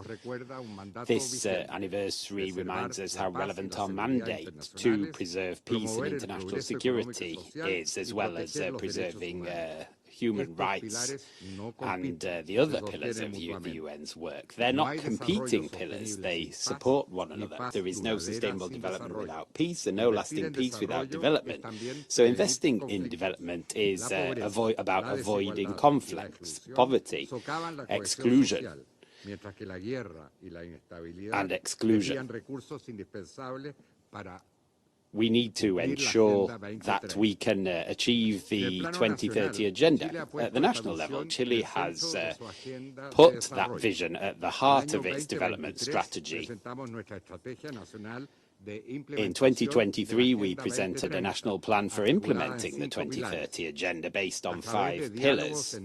Through dialogues at the regional level, we identified a number of gaps around security, violence and discrimination that affect the peaceful cohabitation of our citizens. In August this year, we launched a new trade policy that was aligned with the 2030 agenda that includes decentralization, public participation and due diligence in supply chains.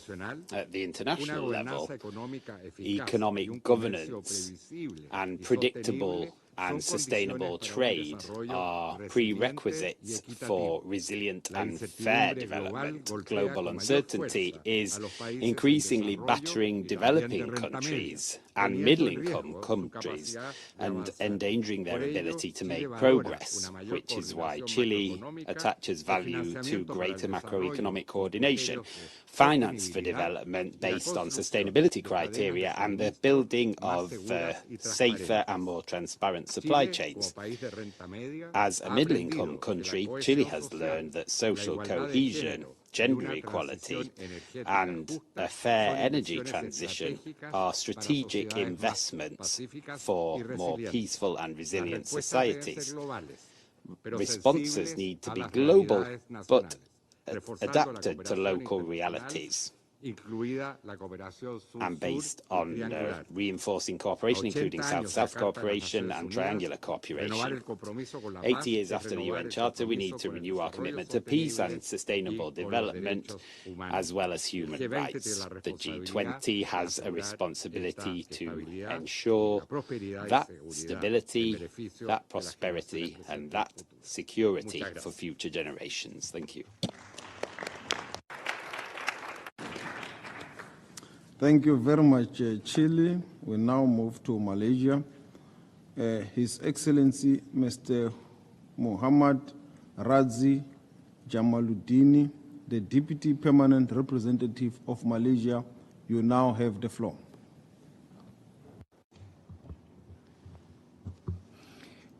Thank you, Mr. Chair.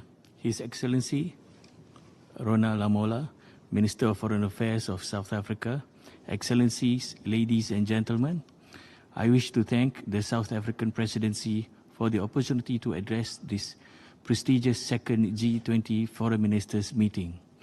The theme of reaffirming peace as a path to sustainable economic development resonates deeply at this juncture. Peace and prosperity are mutually reinforcing. In an ideal world, peace provides a solid foundation for economic progress, while shared prosperity sustains peace by keeping instability, inequality, and marginalization at bay. Without stability, growth cannot be achieved. Conversely, without inclusive growth, peace cannot endure. It is for this reason that the advancement of the 2030 Agenda is inseparable from the pursuit of both peace and development. Yet, around the world, we bear witness to the escalation of conflicts, rising protectionist measures, and the worsening impacts of climate change, all which strains global relations and derail collective progress towards the Sustainable Development Goals. The Global South, despite contributing least to these crises, often bears their greatest burdens. As the United Nations celebrate its 80th anniversary, we must not lose sight of its founding mission to save succeeding generations from the scourge of war. The war we see today in Gaza, Ukraine, Sudan, and beyond reminds us that conflict anywhere disrupts development everywhere. Conflicts destabilizes markets, drive up food and energy prices, displaces millions, and diverts resources from building a sustainable future. These conflicts also expose how global challenges are deeply interconnected. Climate shocks intensify resource competition. Economic inequalities fuel discontent. Humanitarian crises spill across borders. Left unchecked, these pressures magnify instability and erode the trust which cooperation depends. Excellencies, Malaysia firmly believes that peace building and the SDGs must be pursued hand in hand. Investment in education, healthcare, food security, and the green transition is not only development policy, it is preventive diplomacy. By addressing the root causes of fragility, we reduce the seeds of conflict before they take root. Let us remember that the peace is the fertile soil from which sustainable economic development grows. Without peace, progress withers. Without peace, prosperity flourishes for all. with peace, prosperity flourishes for all. Thank you.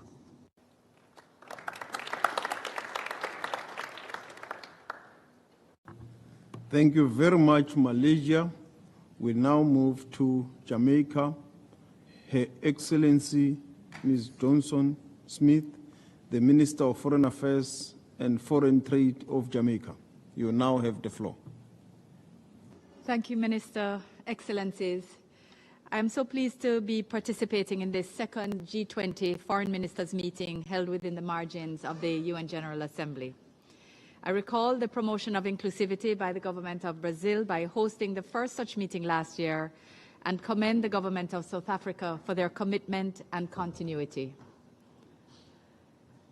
We welcome the areas of priority under South Africa's presidency, which include strengthening disaster resilience, promoting debt sustainability, mobilizing access to finance, including for our MSMEs, which will unleash the smaller businesses and our entrepreneurial spirits, and a just energy transition.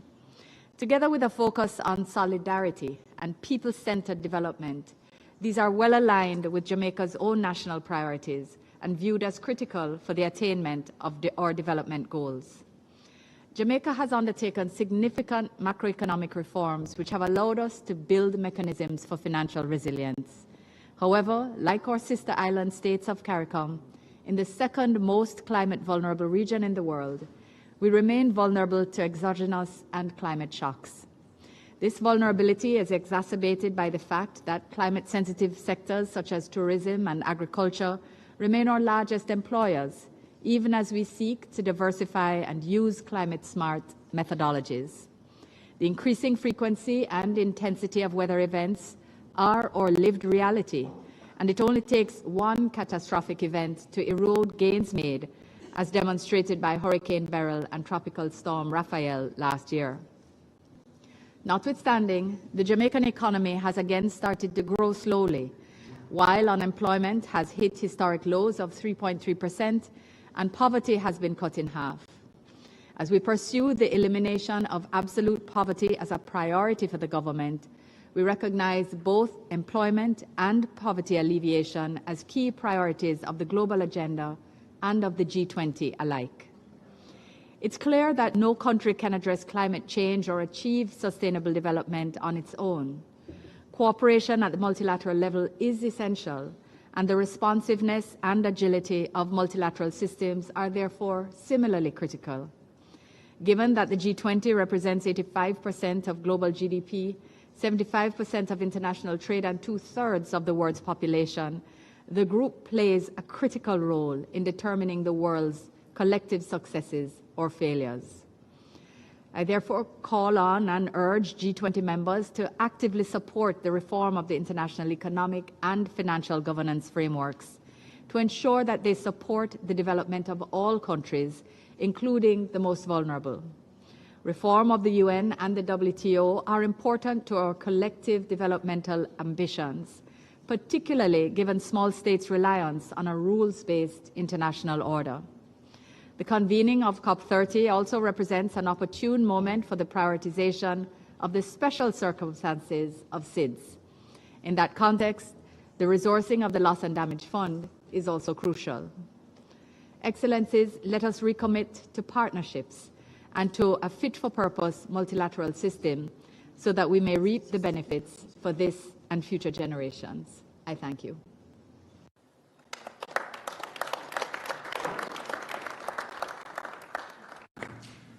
Thank you very much, Jamaica.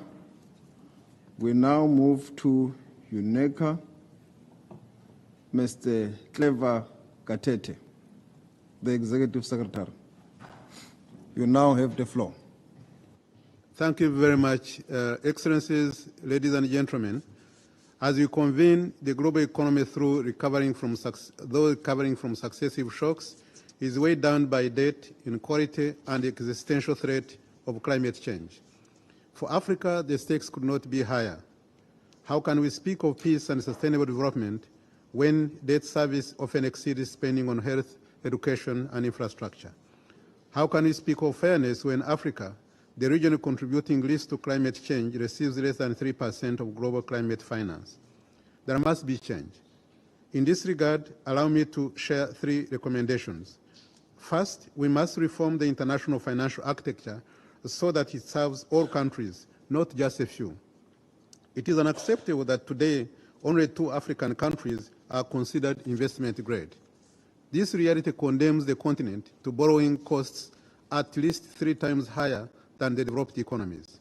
We must accelerate the MDB reform, advance the common framework on debt treatment, and champion innovative tools such as SDR, rechanneling, and blended finance.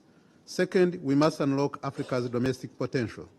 With over 1.1 billion mobile money accounts, the continent is already a laboratory of financial innovation. Supporting tax digitization, capital market development, and combating illicit financial flows will enable countries to mobilize their own resources and build resilience. Third, we must align global ambitions with Africa's priorities, whether through the Africa Continental Free Trade Area, African Union Agenda 2063, or the UN Pact for the Future. That means investing in sustainable infrastructure, green energy, and regional value chains that generate jobs and prosperity for Africa's youth. Excellencies, the G20 represents 85% of global GDP. With such a weight comes responsibility. The question is, will we design a financial system that entrenches inequality or one that delivers solidarity, equality, and sustainability? The choice is ours, and the time to act is now. I thank you very much.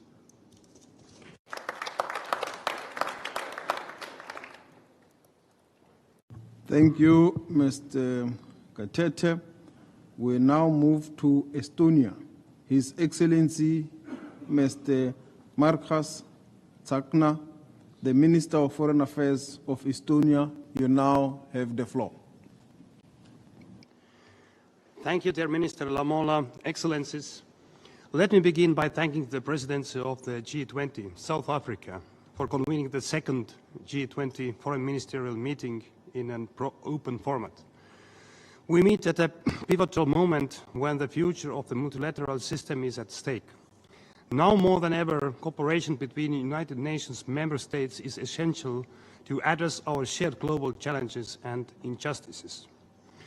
Allow me to focus on Russia's war of aggression against Ukraine, to argue that the consequences of this war are far-reaching across global peace, economy, and development. Therefore, it is in our common interest to take action against Russia's aggression and force Russia to peace in Ukraine. If we allow a permanent member of the Security Council to violate the founding principles of the United Nations Charter, that borders cannot be changed by force, that sovereignty and territorial integrity are non-negotiable, it undermines the global security order, it emboldens other potential aggressors. Increasing number of countries must invest more on the defense at the expense of economic development and aid. This Monday, Estonia, for the first time in our history, had to call for a Security Council meeting due to Russia violating our territorial integrity with armed fighter jets flying in our airspace for 12 minutes. Starting from 2026, Estonia is spending at least 5% of its GDP to defense. We do not do that because we like to have expensive arms systems in our arsenal, but because of the need to defend our independence, sovereignty, and territorial integrity. Ladies and gentlemen, Estonia knows from its own history the value of resilience and the power of solidarity. Despite the pressure on our defense expenditures, we continue to share our reform experience across the world in digital transformation, education, the green transition, and creating a business environment that attracts innovation and investments. Estonia also continues to be a credible global humanitarian donor, helping to alleviate suffering not only in Ukraine, but also in Syria, Gaza, including by supporting UNRWA, Sudan. We call on the international community to step up support for Ukraine, as the war's outcome directly affects our ability to focus on sustainable development, economic growth, and humanitarian aid instead of fueling an arms race. I thank you.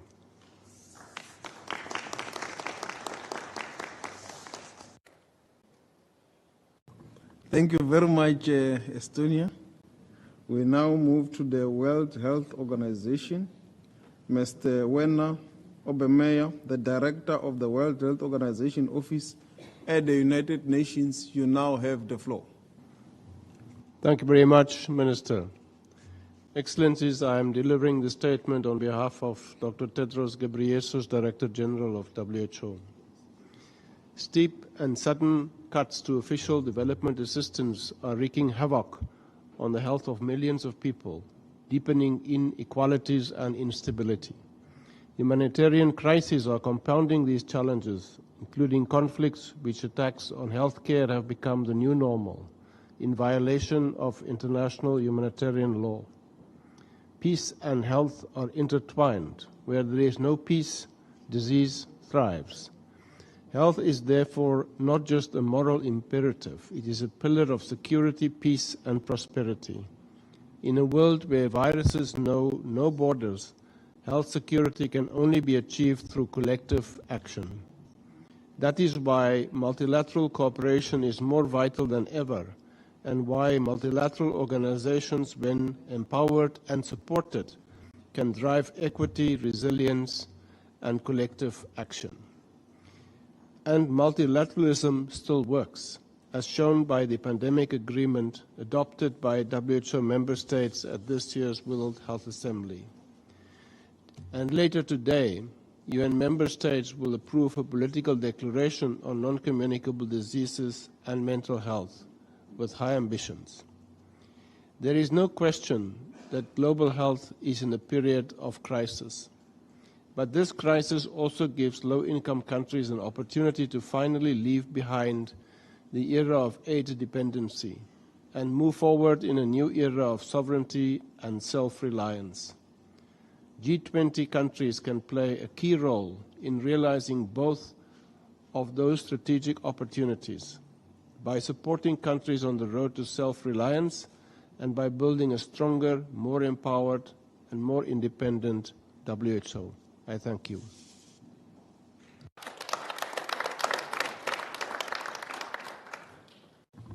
Thank you very much, WHO. We now move to Portugal. His Excellency, Mr. Paulo Rangel, the Minister of State and Foreign Affairs. You now have the floor. Thank you, Chair. We thank South Africa for convening this meeting and welcome the focus on the peace economic development nexus and on the need for better and more effective international cooperation. This is a very timely discussion, as our current global context, marked by multiple crises, from conflicts to climate change, demands more inclusive, agile and transparent governance structures. Addressing these challenges requires both the UN and other forums and groups, such as the G20, to work together in identifying and implementing concrete and tangible actions. Portugal remains firmly committed to a rules-based international order, underpinned by the UN Charter and international law. We believe the G20 can play a role in upholding it. Furthermore, it is of utmost importance to deepen solidarity, uphold human rights, without forgetting the socio-economic rights are full-fledged human rights, and reinforce multilateralism in view of a more just and sustainable world for all. To achieve this, Portugal advocates for continued efforts to reform the financial international architecture in line with the UN Pact for the Future and the G20's call for action. Advancing innovative financial tools and mobilizing resources to tackle some of these issues, including climate change and environmental challenges, are key. In this context, Portugal has been advocating for a more extensive use of swaps of debt for climate action as appropriate. Finance for development is a priority for Portugal, and it was in that spirit that we co-shared alongside Burundi, the preparatory committee for the 4th International Conference on Financing for Development. We also recall that all dimensions of climate action, mitigation, adaptation, financing must remain central. As a maritime nation, Portugal has long championed sustainable ocean and enhanced maritime security. We will continue to support ambitious global commitments, including through the G20, the UN, and other fora. Finally, we remain strongly committed to the Alliance Against Poverty and Hunger, launched by Brazil, and fully aligned with South Africa's focus on leaving no one behind. Thank you.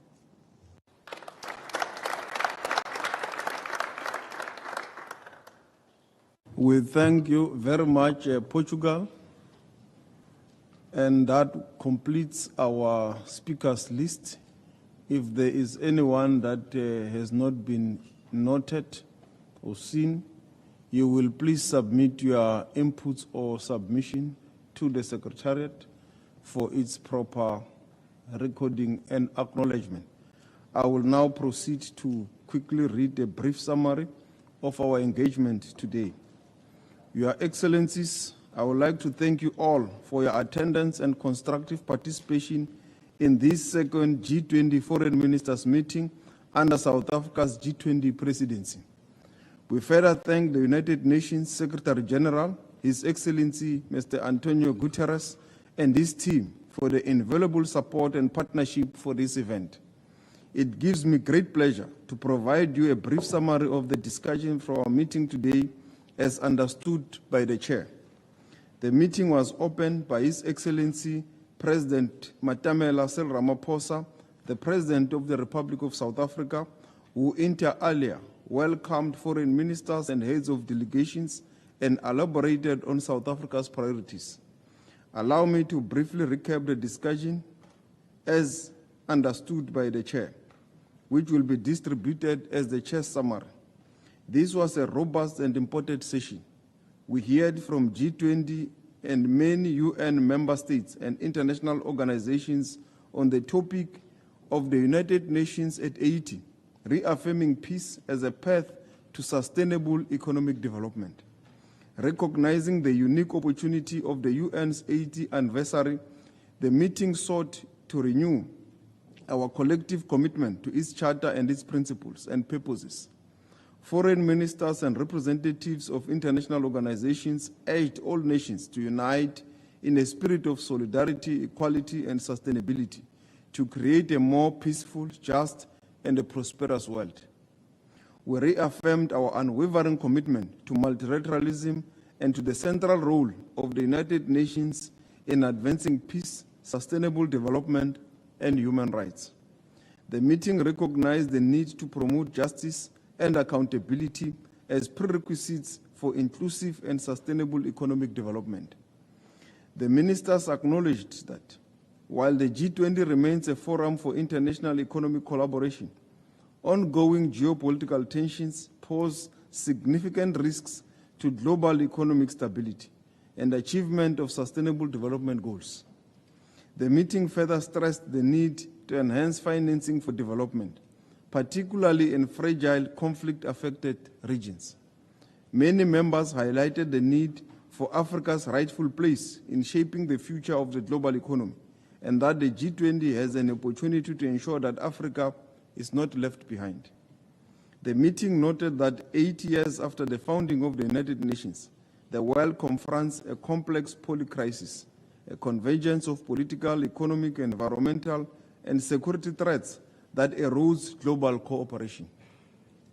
The meeting acknowledged the growing complexity and diversity of threats to international peace and security. In this context, ministers emphasized the urgent need to reform the United Nations, particularly its Security Council, to ensure it is fit for purpose and capable of responding effectively to contemporary global challenges. The meeting acknowledged the interdependence of peace, sustainable development, and human rights. In this regard, ministers recognized the importance of supporting initiatives that link peace building, justice, accountability, and economic recovery and resilience. The meeting further emphasized the need to enhance financing for development, particularly in fragile and conflict-affected regions. The meeting affirmed the commitment to enhancing cooperation between the G20 and the United Nations, with the aim of fostering a peaceful, sustainable, and a prosperous world. The meeting called on G20 nations and all other UN member states to adhere to the international law, particularly the principles of sovereignty, territorial integrity, and peaceful resolution of disputes. There was an understanding that the G20 must invest in solutions that address the root causes of conflicts and underdevelopment. The meeting acknowledged that promoting inclusive economic growth is key to stability, which is necessary to address inequality, poverty, and marginalization. Ministers emphasized the immense importance of strengthening multilateral trading system. Ministers further noted the need for a holistic approach to further address the imbalances of the global economic order, including the reform of the financial institutions. To this end, ministers called for the reform of the international financial institutions and the World Trade Organization. Excellencies, with regards to the issues of efficiency and effectiveness, streamlining the agenda should not lead to legitimacy of the G20 being questioned, a legitimacy which is based on the inclusiveness of the agenda. Efficiency and effectiveness should not be at the expense of dismantling the normative agenda. The G20 review, commissioned under South Africa's presidency, is intended to make our group a more focused and impactful force for peace, stability, and growth. Preliminary results from this initial review reflects that there is overwhelming commitment to the G20's role as a platform for purposeful multilateral dialogue. As I conclude, allow me to thank the G20 Troika for their support for this second G20 Foreign Ministers meeting. I thank all of you for your participation, and we look forward to see those that will be in attendance in Johannesburg for the Leaders Summit. I thank you. The meeting is now closed. Thank you.